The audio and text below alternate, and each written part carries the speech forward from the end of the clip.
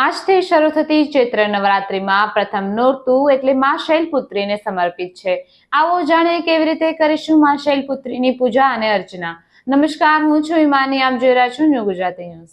આજથી એટલે કે 9મી એપ્રિલથી ચૈત્ર નવરાત્રીનો પ્રારંભ થયો છે. નવરાત્રીના પહેલા દિવસે માતા શૈલપુત્રીની પૂજા કરવામાં આવે છે. શૈલપુત્રી માતા ખૂબ જ દયાળુ અને કૃપાળુ છે. ચાલો જાણીએ કેવી રીતે પડ્યું શૈલપુત્રી માતાનું નામ. શૈલ એટલે પર્વત. તેમનો જન્મ પર્વતોના રાજા હિમાલયના ઘરે માતા અને પુત્રી તરીકે તેમનો જન્મ થયો હતો. તેથી જ તેણીને શૈલપુત્રી કહેવામાં આવે છે. દેવી શૈલપુત્રીને દેવી પાર્વતી તરીકે પણ ઓળખવામાં આવે છે. માતા શૈલપુત્રીના ચહેરા પર તેજોમય ચમક દેખાય છે.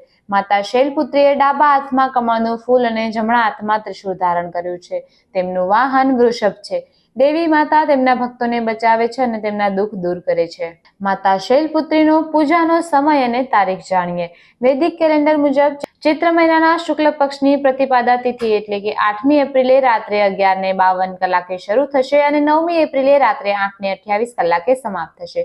ચૈત્ર નવરાત્રીના પ્રથમ દિવસે માતા શૈલપુત્રીની પૂજા સાથે ઘટ સ્થાપના પણ કરવામાં આવે છે. એટલે કે નવરાત્રીની પૂજા કલશની સ્થાપનાની શરૂઆત થાય છે. માતા શૈલપુત્રીની પૂજા વિધિ શરૂ કરતા પહેલા સવારે ઉઠીને સ્નાન કરી મંદિરને શણગારો. બાદમાં કળશની સ્થાપના કરીને પૂજાની શરૂઆત કરો. માતાની મૂર્તિ અથવા ચિત્ર પર સિંદૂર લગાવ્યા પછી લાલ રંગના ફૂલ ચડાવો.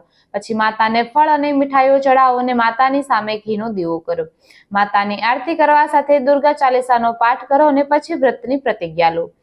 માતા શૈલપુત્રીનો સંબંધ ચંદ્ર સાથે છે, માટે તેમને ખીર, રસગુલ્લા, પતાશા વગેરે જેવી સફેદ રંગની ખાદ્ય વસ્તુઓ આપવામાં આવે છે. સફેદ રંગની ખાદ્ય વસ્તુઓ તેમને પ્રસાદ તરીકે ચડાવવામાં આવે છે. સારા સ્વાસ્થ્ય અને લાંબા આયુષ્ય માટે દેવી શૈલપુત્રીને ગાયનું ઘી અર્પણ કરવામાં આવે છે અથવા તો ગાયના ઘીમાંથી બનેલી મીઠાઈઓ અર્પણ કરવામાં આવે છે.